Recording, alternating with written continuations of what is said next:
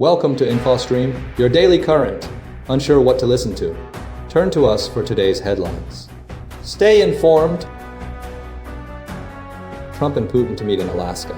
Diplomatic efforts are underway amid geopolitical tensions. Israeli offensive expands in Gaza. A humanitarian crisis continues to worsen. Zelensky rejects territorial concessions. Russia's offensive persists alongside diplomatic attempts. E3 prepare to reimpose sanctions on Iran. Concerns regarding Iran's nuclear program remain. Sudan's conflict and African scientific initiatives emerge. The situation in Sudan is complex with new developments. U.S. Human Rights Report signals a shift. The report highlights a change in priorities. Australia's ambitions focus on rare earths. The country's strategic goals are centered on this resource. Plastics treaty negotiations stalled. Progress is slow and critical issues remain unresolved. India-UK trade opens procurement market. New opportunities and challenges are presented. Global economic trends include tariffs and UAE investment. Economic forces are shaped by multiple factors. U.S. economic stability faces currency crisis and film industry growth. The U.S. economy is navigating several significant trends. Mexico expels cartel figures to the U.S. Security cooperation continues with ongoing efforts. Washington residents express skepticism. Federal intervention is met with caution. Perplexity's bid for Chrome raises antitrust concerns. The proposed acquisition is under scrutiny. South Korea's Kim Keon arrested in bribery probe. Political investigations are ongoing. Trump and Putin to meet in Alaska amidst diplomatic efforts. President Donald Trump is scheduled to meet with Russian President Vladimir Putin in Anchorage, Alaska, on Friday, marking the first such encounter in over 4 years and sparking significant diplomatic activity. The meeting's origins stem from a visit by Steve Witkoff to Moscow, where he facilitated the agreement with Putin. European officials have been attempting to ascertain the parameters of a potential peace deal offered by Putin, but have expressed frustration with the lack of clarity provided by Witkoff. The logistical challenges of the summit are considerable, highlighted by the peak tourist season in Alaska and the limited availability of suitable venues. Ultimately, Joint Base Elmendorf-Richardson was selected, despite initial preferences for a European location. The meeting's significance is amplified by the historical context of previous Trump-Putin encounters, including the 2018 Helsinki summit, where Trump contradicted U.S. intelligence on Russian interference in the 2016 election. Prior to the meeting, Trump plans to engage in a virtual session with European leaders and Ukrainian President Volodymyr Zelensky. However, Zelensky will not be present in Alaska, ruling out a trilateral meeting. The focus of the Alaska summit is largely anticipated to be a feel-out session, allowing Trump to assess Putin's intentions through a one-on-one discussion. Logistical preparations have been intensive, with White House officials scrambling to secure a venue and finalize details. The meeting's importance is underscored by ongoing diplomatic efforts to establish a peace deal, alongside preparations for a virtual meeting with European leaders and Zelensky. Notably, Putin has been actively engaging with other global leaders, including North Korean dictator Kim Jong-un, further complicating the diplomatic landscape. The meeting in Alaska represents a crucial moment in the ongoing efforts to address international relations and potential conflict resolution. Israeli offensive expands in Gaza as humanitarian crisis. Deepens. Recent developments highlight a significant escalation of the conflict in Gaza, driven by Israel's plans for a broadened offensive and a worsening humanitarian crisis. The Israeli military has approved the framework for expanding operations into Gaza City, a move coinciding with a marked intensification of airstrikes and ground incursions targeting civilian areas, including Zayton and Ascalon. This expansion follows months of intense fighting and a devastating toll on Palestinian civilians, with at least 722 people confirmed dead, according to Gaza's health ministry. The United Nations estimates this number will rise dramatically. Simultaneously, the humanitarian situation in Gaza has reached catastrophic levels, with at least 235 people, including 106 children, confirmed to have died from malnutrition in recent weeks. This grim statistic underscores the severe restrictions Israel has placed on the entry of humanitarian aid, further exacerbating the already dire conditions.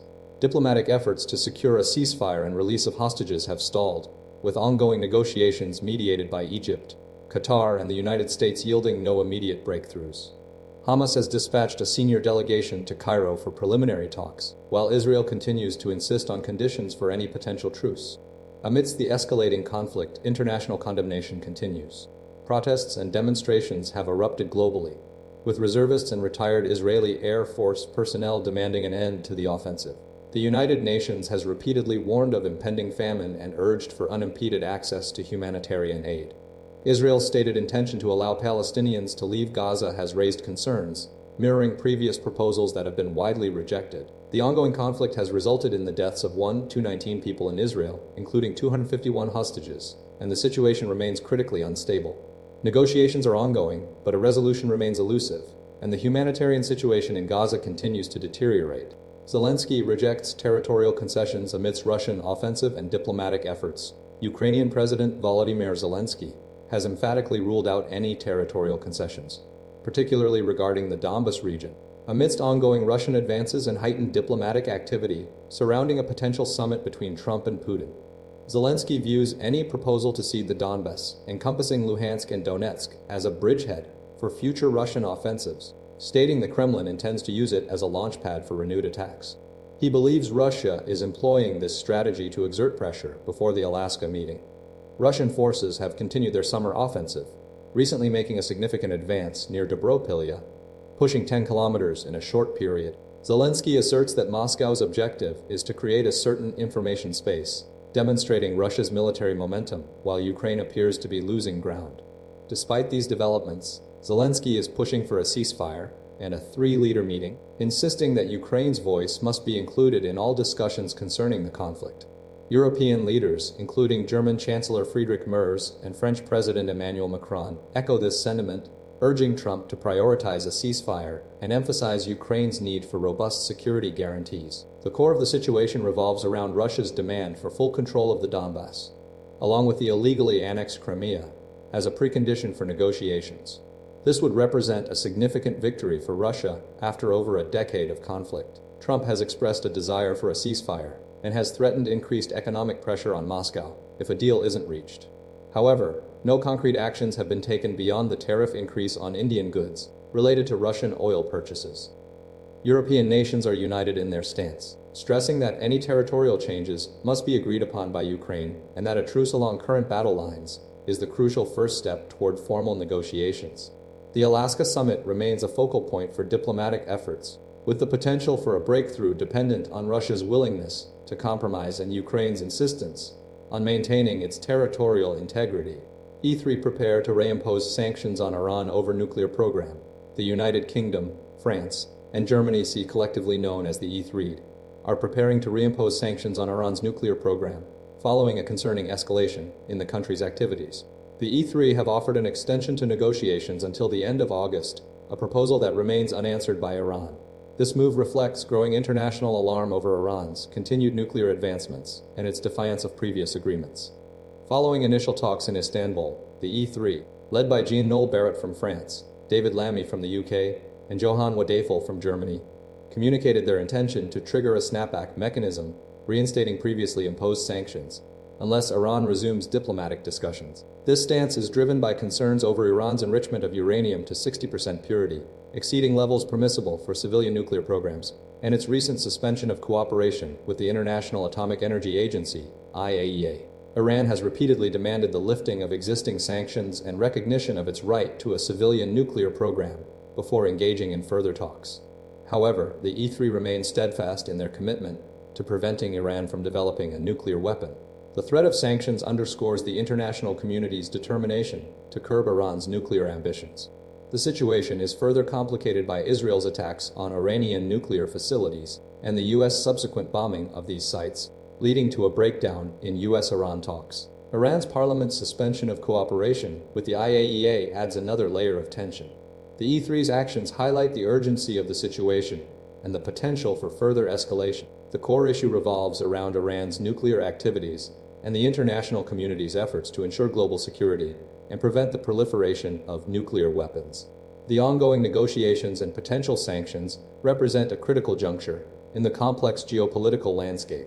Sudan's conflict and emerging African scientific initiatives, a devastating humanitarian crisis, continues to engulf Sudan, primarily impacting its children. Over a year into the ongoing conflict and hampered by severely restricted access to vital humanitarian aid, widespread starvation is prevalent, with the United Nations reporting children are being reduced to skin and bones. The BBC reports first-hand accounts from individuals within the country, illustrating the dire circumstances faced by vulnerable populations, particularly children, due to the protracted conflict and the resultant lack of support. The situation underscores the urgent need for increased access to aid and a resolution to the conflict to alleviate the suffering. Beyond Sudan, the BBC explores developments in Kenyan football, questioning whether the nation's aspirations of becoming a dominant force in the sport are threatened. This represents a separate, yet relevant, narrative concerning the broader challenges facing African nations. Furthermore, the BBC highlights the innovative work of young African scientists. Inspired by Charles Darwin's historical voyage on the HMS Beagle, these scientists are utilizing Darwin's principles to actively protect endangered species across the continent. This initiative demonstrates a commitment to conservation and reflects a modern approach to scientific research tailored to the specific needs of the African environment. The BBC's coverage encompasses a range of significant events, showcasing both the immense human cost of conflict and the promising contributions of young African talent in diverse fields. The reporting highlights the complex realities facing Sudan, the shifting landscape of Kenyan football, and the burgeoning efforts of African scientists in safeguarding the continent's biodiversity. The U.S. government's annual human rights report a shift in focus. The U.S. State Department's annual human rights report has undergone significant revisions, primarily under the Trump administration, reflecting a shift in priorities and a reduced level of critical assessment of allied nations. The report, traditionally a comprehensive global overview, has been scaled back, omitting details on abuses in politically aligned countries and focusing on specific instances rather than broad systemic issues. Key changes include a diminished level of scrutiny applied to the UK, France, Germany, and El Salvador. The 2024 report alleges significant human rights issues, including restrictions on freedom of expression and credible reports of serious abuses in these nations, echoing previous criticisms. However, the level of detail and the severity of the allegations have been reduced compared to the 2023 report. El Salvador's report, previously detailing widespread human rights violations, now claims no credible reports of significant human rights abuses.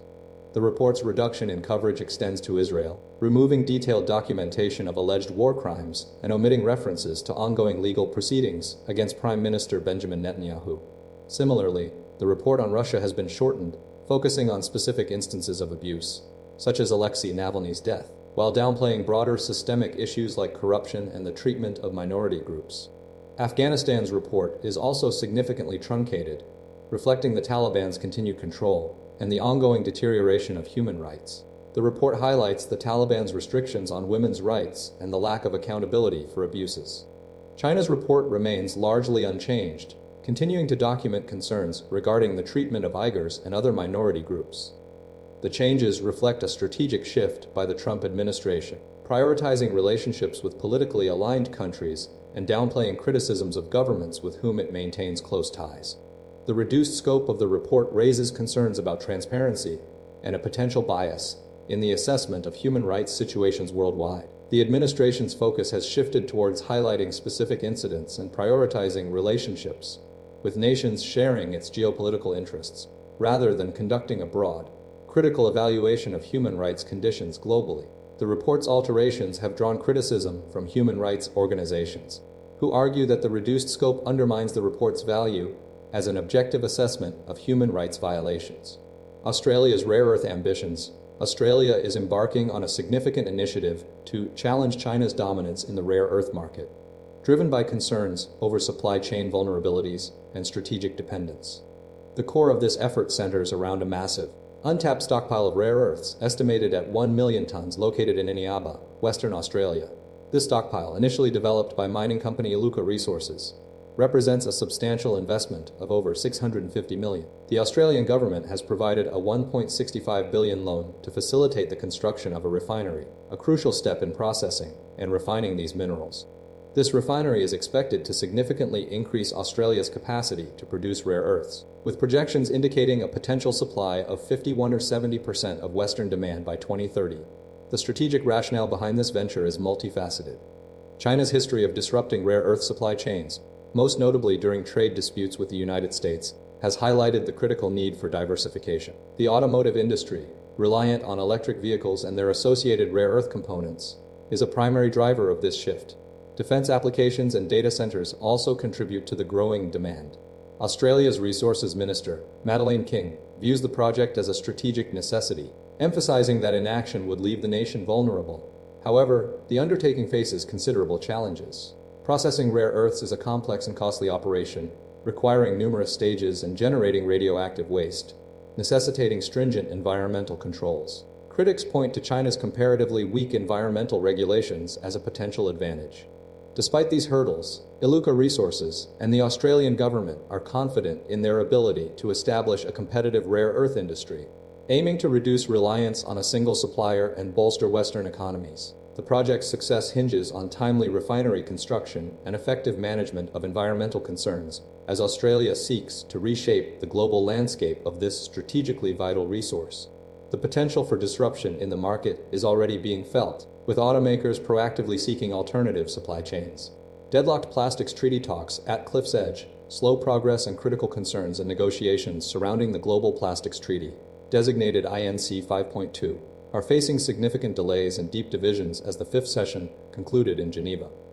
Despite ongoing efforts, a binding global agreement to curb plastic pollution remains elusive, with key stakeholders expressing serious concerns about the treaty's potential weakness. The talks are characterized by a fundamental clash between a high ambition bloc advocating for stringent restrictions on plastic production and a like-minded group, primarily composed of oil-producing nations, resisting such measures. The situation is described as being at the edge of a cliff, highlighting the urgency of the situation.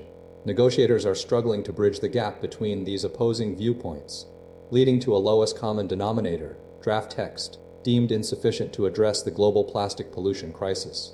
Critics, including Greenpeace and WWF, fear the treaty will fall short of its goals, failing to adequately tackle the issue of overproduction, which contributes significantly to both climate change and environmental degradation. The treaty's impact extends beyond climate change. Plastic production alone accounts for a substantial portion of global greenhouse gas emissions, potentially consuming up to a quarter of the remaining carbon budget. Furthermore, plastic pollution poses severe threats to human health and economic stability, with estimates of global GDP losses due to marine plastic pollution reaching up to $7 billion annually. Thailand's plastic production contributes significantly to this problem, emitting an estimated 27.3 million tons of carbon dioxide equivalent per year. The impasse stems from a reluctance to confront the core issue, the excessive production of plastic. Stakeholders emphasize the need for bold, enforceable policies, urging nations to prioritize sustainable production targets and reject weak, voluntary commitments. The urgency is underscored by the potential for irreversible damage to the environment, human health, and the global economy. Thailand's participation is crucial, with a call to support Article 6 in the chair's latest draft text, recognizing that inaction will only exacerbate the crisis and hinder the world's ability to transition towards a sustainable future.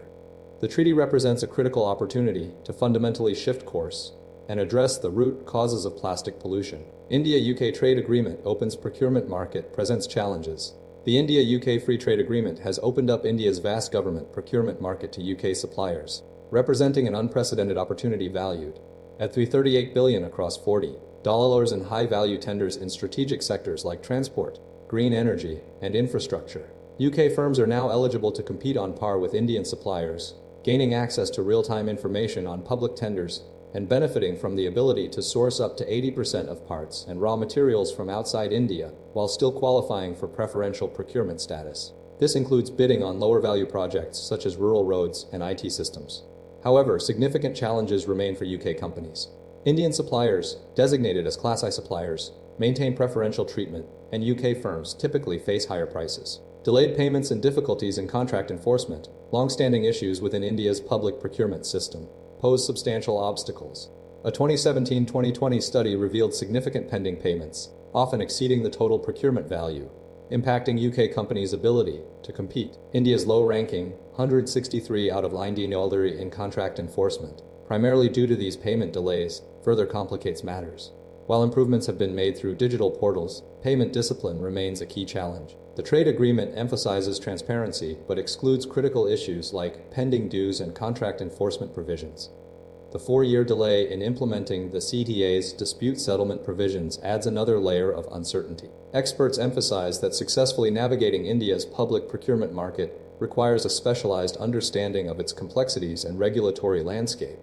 Ultimately, realizing the full potential of this agreement will depend on UK firms' ability to adapt to and overcome these inherent difficulties. Global economic trends, tariffs, rare earths, and UAE investment. Recent stock market rallies, spurred by unexpectedly positive U.S. inflation data, are prompting questions about the long-term global economic trajectory. The BBC's World Business Report examines several key factors contributing to this dynamic, including the impact of U.S. tariffs and emerging investment patterns across the globe.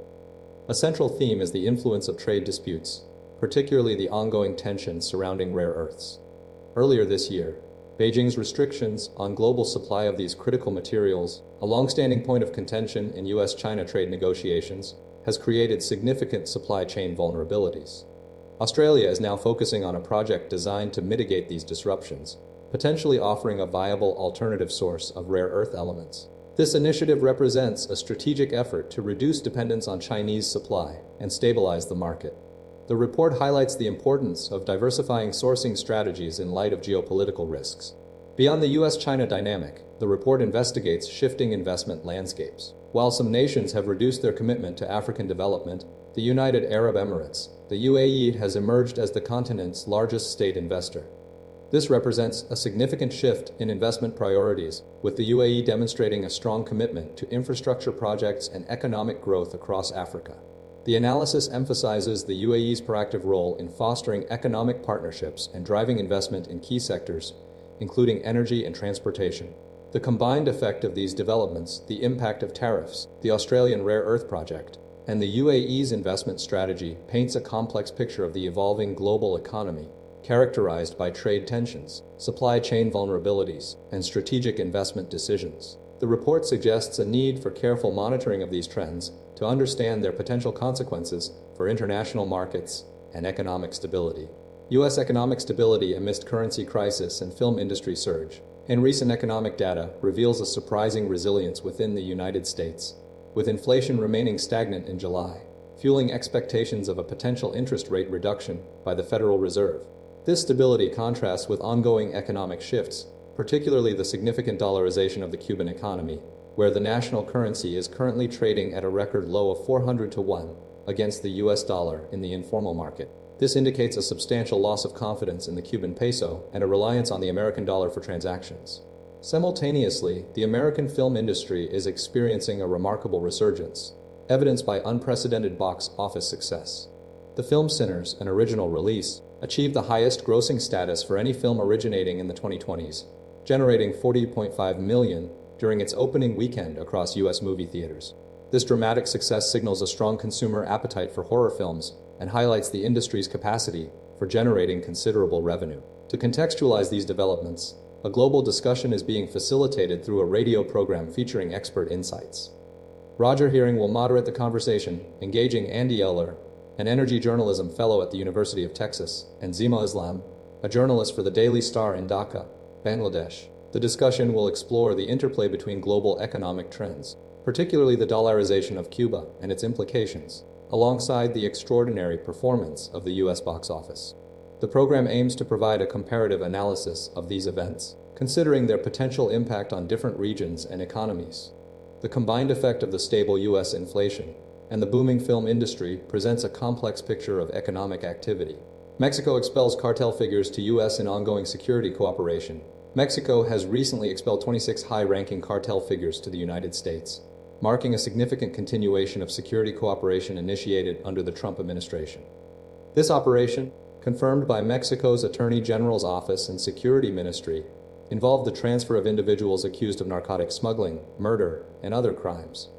The transfers occurred following a U.S. Justice Department pledge not to pursue the death penalty in these cases. A key individual being extradited is Abigail Gonzalez Valencia, a leader of Los Quines, a group closely linked to the notorious Jalisco New Generation or CJNG cartel.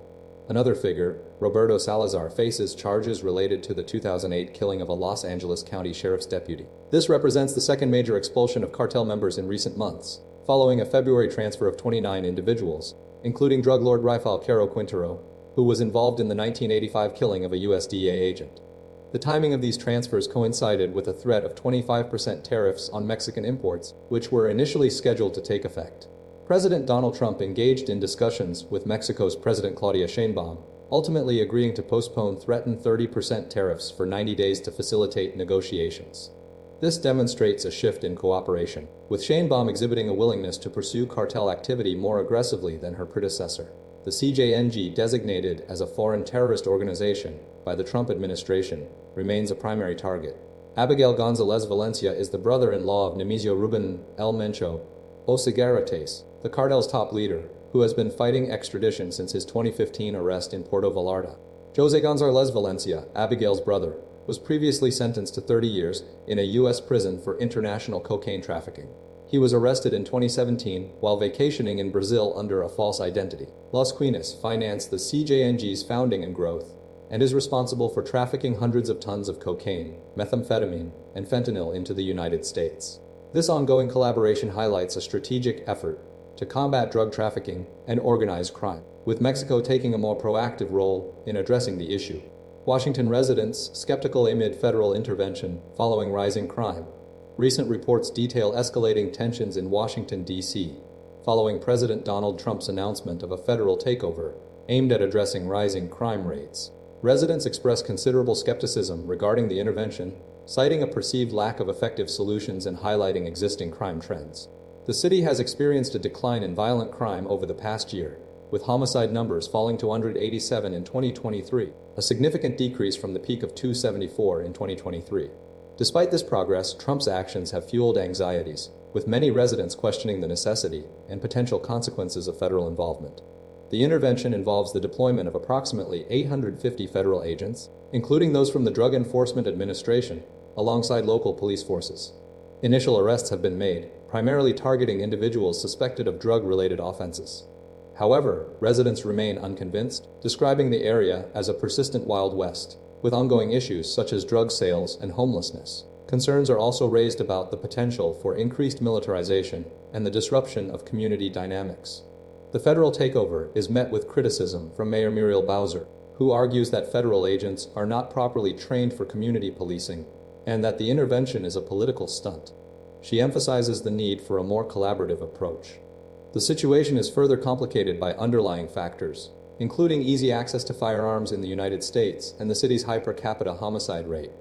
Residents point to the tragic death of Tymark Wells, 33, who was shot in a high-crime area, and the ongoing presence of homeless individuals, contributing to feelings of insecurity. The memorial established in tribute to Terrell Delonte, 30, who was fatally shot by police in 2023, underscores the complex issues at play. Despite the federal deployment, residents remain wary, anticipating that the intervention may not fundamentally alter the city's challenges and could potentially exacerbate tensions. The situation underscores the delicate balance between addressing crime and preserving community well-being. Perplexity's 34.5 billion Chrome bid sparks antitrust debate. Artificial intelligence startup Perplexity AI has launched a surprise bid to acquire Google Chrome for a staggering $34.5 billion, a move fueled by ongoing antitrust investigations against Google. The offer, presented in a letter of intent, aims to address concerns about Google's dominance in the search engine and online advertising markets. Perplexity, backed by investors including Jeff Bezos and Nvidia, believes placing Chrome under independent management, focused on user choice and openness, would benefit the public. The startup's valuation has fluctuated, recently estimated at $18 billion. The bid coincides with a U.S. District Court's impending ruling on potential remedies for Google's alleged illegal monopoly in online search. Government attorneys are advocating for Google to divest itself of Chrome, citing the growing influence of artificial intelligence. Perplexity argues that an independent Chrome would be a significant advantage as it seeks to gain browser market share, particularly given its own AI-powered search capabilities. Several analysts express skepticism, with Baird Equity Research deeming the offer vastly undervalues Chrome and suggesting it's not a serious proposal. Heath Ahrens of Theory Ventures estimates Chrome's true value to be significantly higher, potentially 10 times the bid amount. Google contends that the recommendation for divestiture is excessive and could harm consumers and innovation. Google's attorney highlighted the global reach of Chrome, noting that over 80% of users are outside the United States. The potential impact of a weakened or spun-off Chrome is being considered by competitors like Microsoft and Perplexity itself, all leveraging generative AI to enhance search functionality. The debate centers on whether forcing a sale of Chrome would stifle innovation or simply shift market power. The court's decision, expected by the end of the month, will determine the future of Chrome's ownership and its role in the evolving digital landscape. The situation underscores the growing tension between tech giants and regulators as they grapple with the implications of AI and online dominance. South Korea's former First Lady Kim Keon-hee arrested amid bribery probe. South Korea's former First Lady, Kim Keon-hee, has been arrested following a bribery investigation, marking a historic event as both she and her jailed ex-husband, former President Yoon Suk-yeol, are now behind bars. The arrest follows a 4-hour court hearing where prosecutors cited the risk of evidence tampering as justification for issuing a detention warrant. Kim, 52, faces charges including stock manipulation, corruption, and violations of capital market and financial investment laws, alongside political funds laws. The arrest represents a dramatic fall from power for the former couple, stemming from Yoon's failed declaration of martial law in December 2023. This action, involving the deployment of soldiers to parliament, was swiftly rejected by opposition MPs, leading to Yoon's impeachment and subsequent removal from office in April, triggering a snap election in June. Yoon has been under arrest since July 10th. Prior to the arrest, Kim underwent hours-long questioning by prosecutors, who subsequently requested the warrant. She has been embroiled in controversy, particularly regarding alleged interference in the nomination process for members of parliament within Yoon's party. A video surfaced showing a left-wing pastor presenting her with a deer handbag, fueling ongoing suspicions. Kim will be held in a solitary cell, approximately 10 square meters in size, during her detention, which could last up to 20 days while prosecutors prepare an indictment. She will be provided with a standard breakfast and will undergo a mug-shot procedure. Prosecutors have requested her detention at a separate facility, 20 kilometers away, due to concerns about evidence destruction. Legal experts suggest that if indicted, Kim could remain detained for up to 6 months. Although challenging the warrant is possible, the high risk of evidence tampering makes a favorable outcome unlikely. The arrest underscores a period of significant political turmoil and legal scrutiny within South Korea.